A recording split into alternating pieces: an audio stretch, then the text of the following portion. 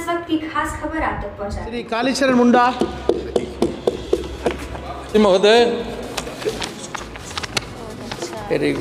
मुझे आज इस रेल संशोधन विधेयक 2024 पर बोलने का अवसर दिया है, जिसके लिए आपको और अपने दल के नेता एवं खूंटी लोकसभा क्षेत्र के महान जनता को दिल से धन्यवाद करता हूं। मान्यवर, यह विधेयक पिछले सत्र में 9 अगस्त को लाया गया था, जिसके प्रावधान को मैंने अनेकों बार देखा। दरअसल मैं यह ढूंढने की कोशिश कर रहा था कि इस विधेयक से देश के हित में तथा हमारे राज्य झारखंड के हित में रेल की व्यवस्था में क्या सुधार हो पाएगा। मान्यवर, दुख के साथ कहना पड़ रहा है कि मुझे इस संशोधन विधेयक में वैसा कुछ भी दिखाई नहीं देता जो हमारे राज्य की स्थिति में दक्षिण छोटनागपुर रेलवे चक्रधरपुर मंडल में स्थिति सीनी रेलवे वर्कशॉप बदहाल स्थिति को सुधार पाए। ज्ञात हो कि आज़ादी के पूर्व 1923 में सीनी वर्कशॉप की स्थापना हुई थी, जिसमें एक वक्त लगभग 5000 रेल कर्मचारी कार्य कर रहे थे। आज उन कर्मचारियों की संख्या मात्र कुछ 100 रह गई है। वहाँ की मशीनें पुरानी हो गई है और उत्पादन कार्य ठप है। क्या रेल मंत्री बताएंगे इस रेल विधेयक चक्रधरपुर रेल मंडल की सीनी वर्कशॉप की सेहत में क्या सुधार हो पाएगा।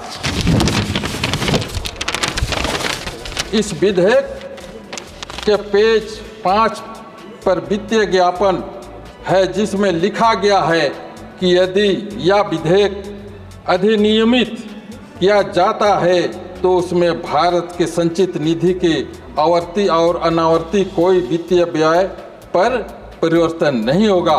मान्यवर, मैं इस सभा के माध्यम से जानना चाहूँगा कि कोविड के काल के दौरान खरसवां रेलवे स्टेशन पर ट्रेन संख्या 18427 आनंद विहार एक्सप्रेस या 18029 कुर्ला शालीमार एक्सप्रेस ठहराव बंद कर दिया गया है, जिसे पुनः ठहराव शुरू करने में क्या वित्तीय व्यय पर परिवर्तन आएगा।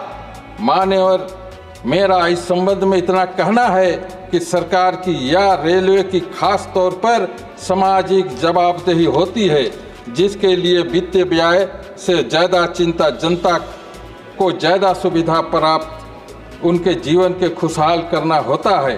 क्या सभा या नहीं जा मानता कि रेल के अंदर आम जनमानस भेड़ बकरी की तरह ठूस ठूस कर अमानवीय तरीके से रेल सफ़र करने को मजबूर हैं। मान्यवर, इस संबंध में चक्रधरपुर टाटा मेमो ट्रेन का एक उदाहरण रखना चाहूँगा, जिसमें जनता भयवा तरीके से धक्का मुक्की करके यात्रा करने को मजबूर हैं।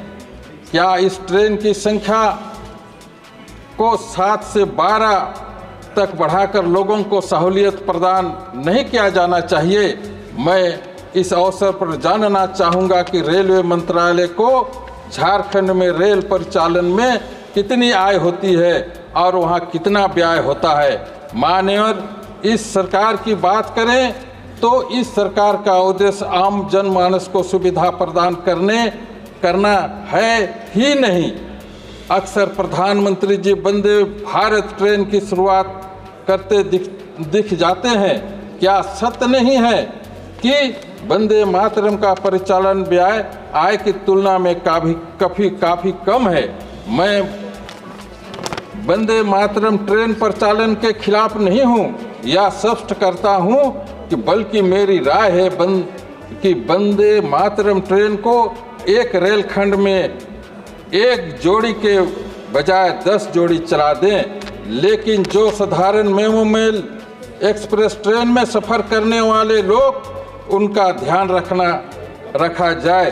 जब देश गरीब तथा सरकार के पास खजाने में पैसा कम था तो लोगों को सस्ती दर यात्रा, ज़रूरतमंद को मुफ्त यात्रा व्यवस्था सरकार का उद्देश्य होता था। आज सरकार कहती है कि हम दुनिया में पश्चिमी अर्थव्यवस्था का स्थान रखते हैं, तब हम पैसे का रोना रो रहे हैं।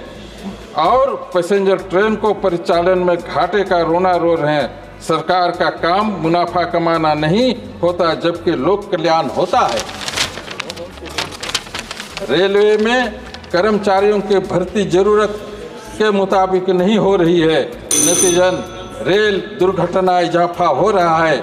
इस विधेयक को माध्यम से रेल प्रबंधन और प्रभावी करने की बात कही जा रही है, साथ ही जोनल स्तर पर अधिकार जाने की बात की जा रही है।